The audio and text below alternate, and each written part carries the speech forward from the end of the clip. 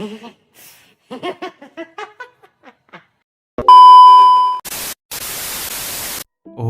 halo para dulurku semuanya, berjumpa kembali dengan Bang P yang selalu membawakan kalian film-film Jos Gandos dan tentunya family friendly. Di video kali ini Bang P akan sedikit membawakan alur film yang berjudul Nah Itulah Kalian Baca Sendiri, dimana film kali ini akan sedikit menguji mental kalian. Oke, jangan gak kencot bracot, langsung gas aja.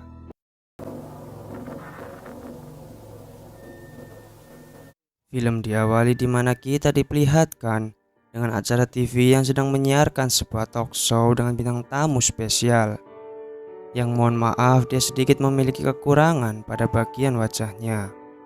Di mana pembawa acara tersebut menanyakan kepada bintang tamu itu bagaimana reaksi pertama kali saat tersadar dari koma panjangnya yang melihat wajahnya sendiri. Kemudian bintang tamu itu menjawab kalau ia berharap dirinya tidak bisa hidup lagi dan ingin mengakhiri semuanya karena kan ia malu melihat wajahnya sendiri. Saat pembawa acara itu bertanya lebih dalam mengenai fisik si bintang tamu, tiba-tiba I saw it happen.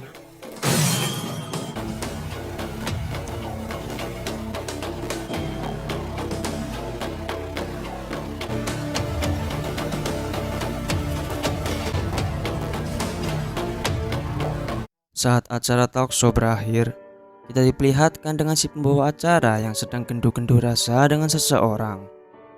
Yang sudah terlihat jelas dari percakapannya tersebut, ia sedang menggibai seseorang.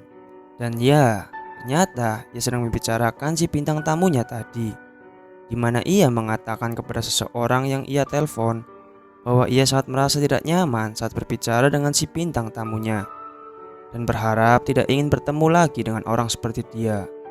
Di tengah pembicaraan tersebut, tiba-tiba ia dikagetkan dengan sesuatu yang ada di balik baju dan ia segera mengeceknya.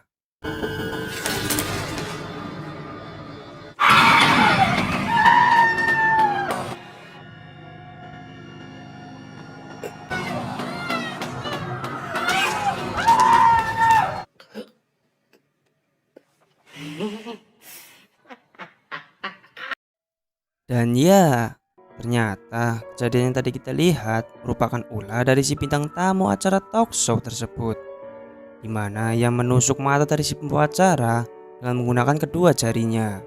Mungkin karena ia merasa sakit hati dengan si pembawa acara karena sudah memandang dirinya seperti monster. Kemudian scene berpindah di mana kita diperlihatkan dengan dua orang gadis semleho yang sedang berjalan sempoyongan alias mabok. Kita panggil saja Luna dan Maya. Di mana saat mereka sedang bercanda riang di mobil, tiba-tiba mereka didatangi oleh seorang menggunakan kostum badut yang sangat lucu dan imut. Luna yang merasa aneh, ia mencoba mengajak temannya untuk segera pergi. Namun Maya yang agak centil-centil manja malah menggoda badut tersebut, di mana ia mengatakan bahwa, "Hei, yuk babang tampan, mau gak bobo bareng adek? Rahim adek anget nih, pengen dianu." About to scream. Hey, handsome! Cut it out. But buy us dinner! Stop. Just shut the fuck up. Let's just go. Saat mereka berdua berada di sebuah kafe, tiba-tiba muncullah badut tadi dengan tatapan kosong penuh dengan sebuah makna. Di mana Luna yang tidak suka dengan keberadaan badut itu terus-terusan memelototi si badut dengan tatapan penuh rasa julid dan risih atas keberadaannya. Namun Maya yang merasa kalau badut tersebut sangat imut. Kemudian ia segera menghampirinya, di mana ia mengajak selfie si badut. Tak lama setelah itu, pemilik kafe merasa risih dengan si badut. Ia kemudian mengusir badut tersebut, di mana ia merasa kalau keberadaannya bisa membuat para pelanggan kafe ketakutan dengan setelan kostum badut yang agak creepy. And take your shit and don't come back.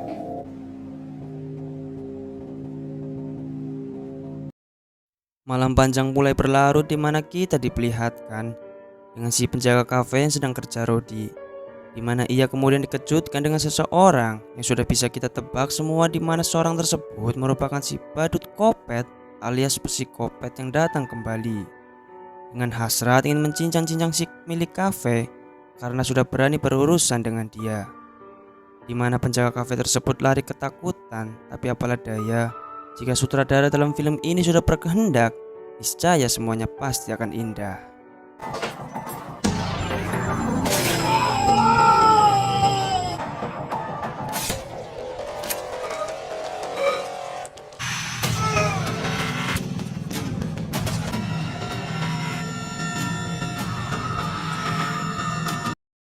Scene berpindah, di mana kita diperlihatkan dengan si Luna dan Maya yang sedang gibah di dalam mobil.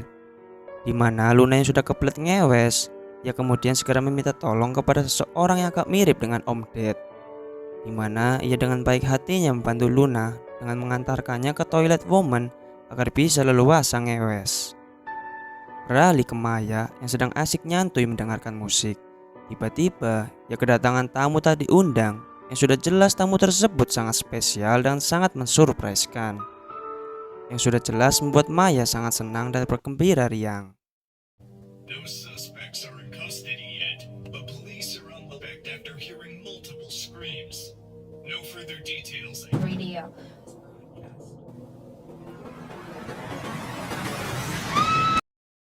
Kembali ke Luna yang sudah merasa enakan karena habis ngewes, di mana ia mendengarkan suara-suara aneh dari balik pintu, yang alhasil ia pun kepo dan segera OTW untuk mengeceknya. Di saat Luna sedang melihat-lihat sekitar, tiba-tiba Figures.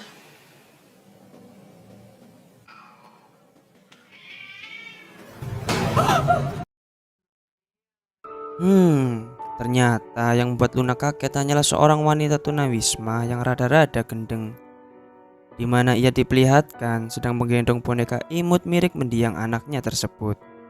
Dan tak lupa wanita itu mengenalkan anaknya yang bernama Emily kepada Luna.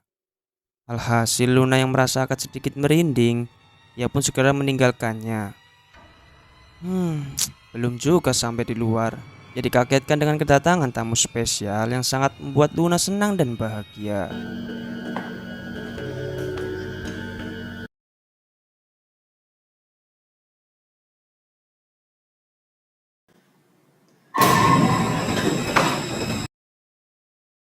Agak creepy sih cuy badut tersebut. Bang P aja ngelihatnya rada-rada gimana. Lanjut. Akhirnya adegan kejar-kejaran pun dimulai, di mana Luna yang sangat merinding campur panik kemudian berlari ke arah parkiran mobil. Dan sialnya, Luna yang malang harus tertangkap oleh psikopat ini, di mana ia harus ditusuk-tusuk menggunakan klatik kecil pada bagian kakinya yang mulus itu.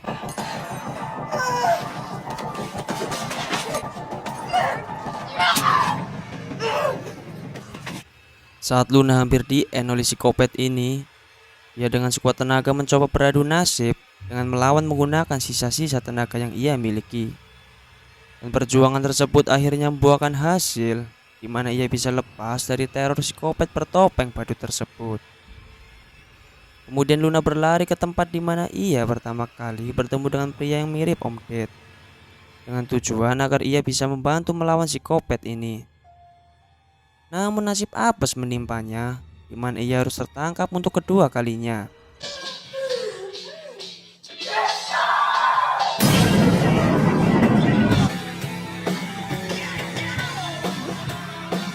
Namun kali ini psikopat bertopeng badut ini tidak memberikan ampun dengan langsung menyuntikkan bius kepada Luna agar tidak bisa kabur lagi.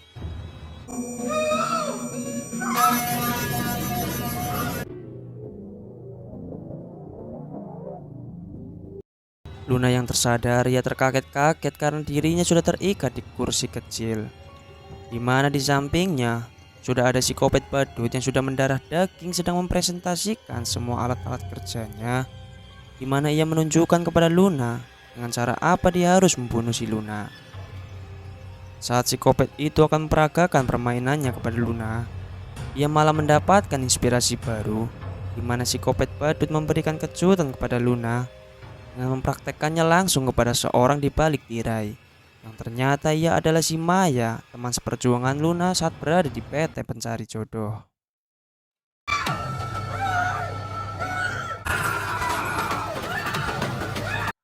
Psikopat badut tersebut langsung melancarkan aksi gilanya, di mana Maya yang terikat terbalik tanpa menggunakan selai busana pun digergaji di bagian serabi lembitnya dengan menggunakan gergaji besi, di mana ia menggergaji perlahan sampai isi perut Maya keluar. Kebayang gak tuh cuy, ngilunya kayak gimana?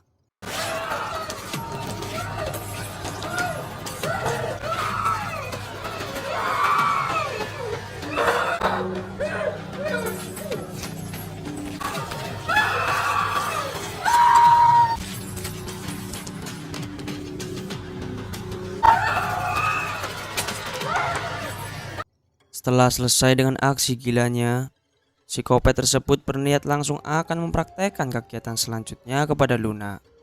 Untungnya sutradara dalam film ini masih sayang kepada Luna, di mana ia bisa kabur dan lari dari psikopat badut tersebut. Saat ada kesempatan, Luna kemudian memberanikan diri untuk melawan psikopat dengan memukul menggunakan kayu yang membuat psikopat tambah emosi, dan kali ini ia tidak main-main lagi dengan langsung menembak Luna pada bagian anunya.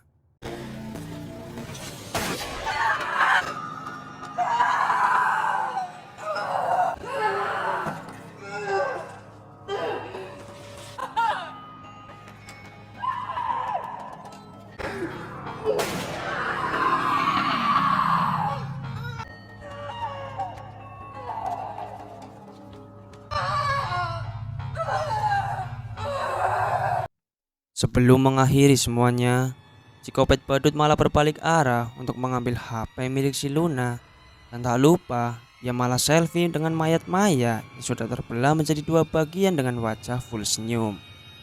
Ancene rek, gendeng iki cuk psikopat. Setelah selesai selfie, kemudian ia segera mengakhiri Luna tanpa mempermainkannya sedikit pun, dengan langsung menembaknya pas banget di bagian kening kepalanya. When can't hurt you.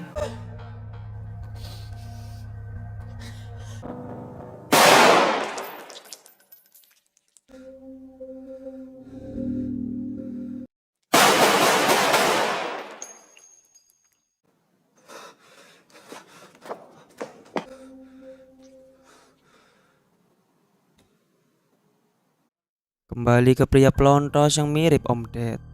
Saat sedang asik menjalankan tugasnya sebagai cleaning service, ia kemudian mendengarkan suara-suara gaduh dari lantai bawah, di mana ia mencoba mengeceknya.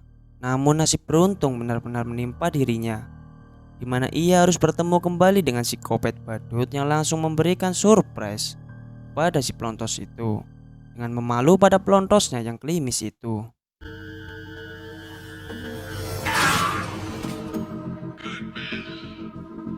What happened? You burned the place?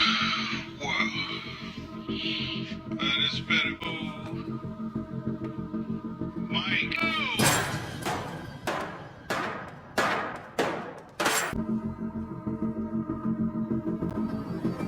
Setelah selesai dengan pria mirip Om Ded, si badut kopet kemudian diperlihatkan sedang duduk manis bersama bayi kecil, yang ternyata usut punya usut. Bayi tersebut merupakan sebuah boneka kecil yang merupakan anak dari wanita tunawisma yang kita lihat di awal film.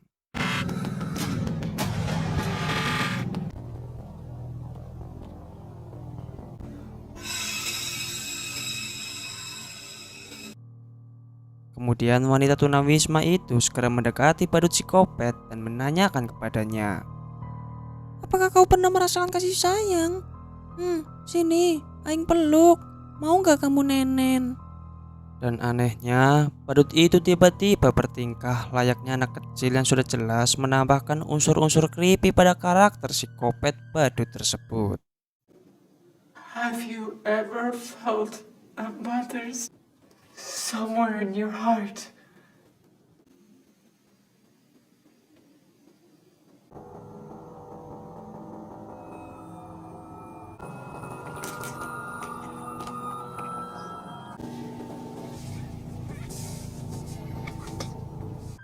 Scene berpindah di mana kita diperlihatkan dengan gadis cantik yang terlihat seperti orang bingung.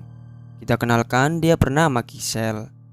Ternyata Giselle merupakan teman seperjuangan dari Luna dan Maya, di mana ia sedang mencari keberadaan sahabatnya tersebut.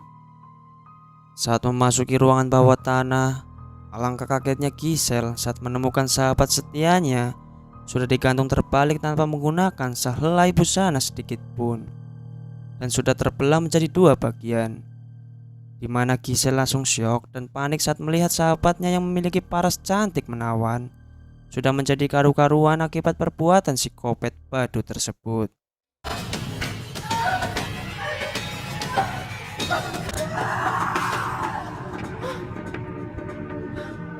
Sialnya, Giselle yang mencoba untuk pulang, dia malah bertemu psikopat badut yang diperlihatkan sedang asik bermain sepeda layaknya seperti bocil normal pada umumnya.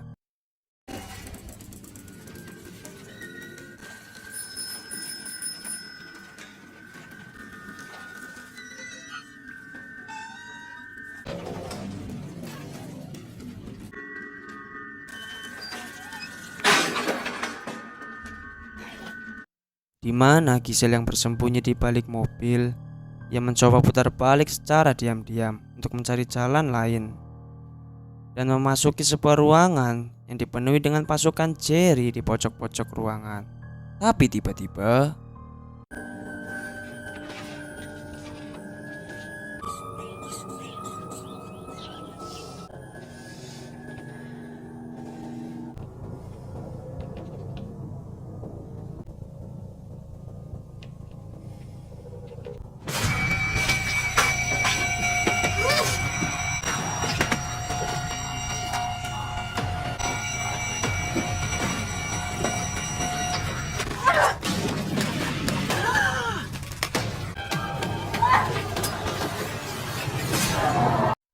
Giselle yang masih punya semangat juang tinggi untuk hidup, ia berhasil kabur dari teror psikopat badut, di mana ia kabur dan malah menemukan sahabat satu-satunya lagi yang bernama Luna sudah terbucur kaku di atas kursi dengan memegang papan bertuliskan sirkus. Di mana Giselle langsung syok dan meratapi kesedihannya atas kematian kedua sahabatnya itu. Tapi tiba-tiba dari belakang ia didatangi oleh psikopat badut dan langsung disiksa habis-habisan. Beruntungnya ada seseorang yang langsung menolongnya dengan menyerang psikopat badut dari arah belakang.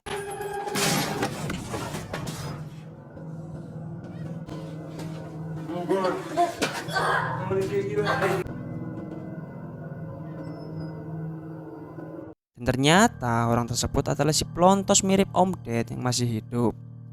Padahal sebelumnya dia sudah dipalu di bagian kepalanya. Kuat juga ya si pelontos Om Ded ini. Saat sedang mencari bala bantuan, ia malah dipukul dari belakang oleh si psikopat badut dengan menggunakan tabung gas LPG yang alhasil membuat si pelontos koit dan pulang ke lobi. Giselle yang melihat pelontos koit, ia segera berlari menjauh dan berlindung di balik pintu, di mana diperlihatkan badut psikopat tersebut segera menaiki mobil dan menabrak si Giselle, yang alhasil sudah bisa ditebak nasib Giselle selanjutnya bakal gimana.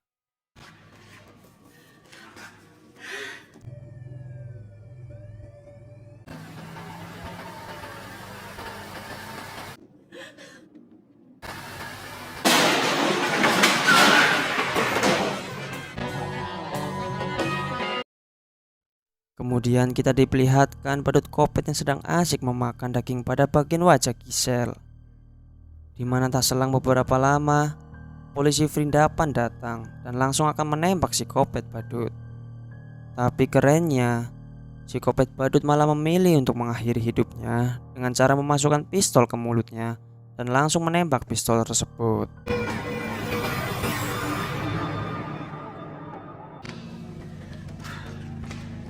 Sandro.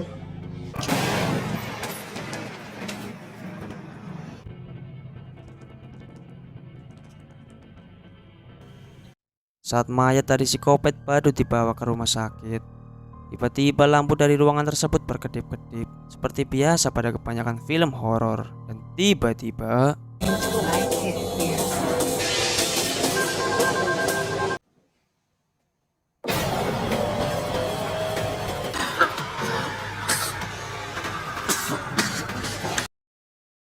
Setelah kejadian tersebut, kita diperlihatkan dengan seseorang yang sedang duduk di kursi roda bersama keluarganya. Di mana di sini terkuak fakta bahwa wanita tersebut merupakan bintang tamu acara talk show di awal film yang mempunyai kerusakan pada wajahnya. Dan wanita tersebut adalah Giselle yang selamat dari korban teror ganasnya psikopat badut.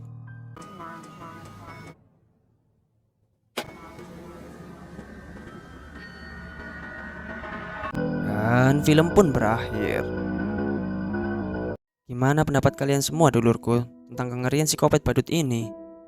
Menurut Bang P sendiri sih cu, psikopat badut ini bukan sembarang psikopat ya cu, yang bisa dibunuh dengan senjata biasa seperti pistol atau semacamnya lah. Buktinya dia sangat OP anjir. Padahal dia udah mati dibunuh tapi bisa bangkit maning. Cukup lumayan sadis sih film ini. Pesan yang dapat diambil dari film ini adalah apa ya, tidak ada dulurku. Kalian tambahkan sendirilah cuy di kolom komentar. Saya Bang P izin pamit dan sampai berjumpa kembali di film selanjutnya. Salam gedang goreng anget.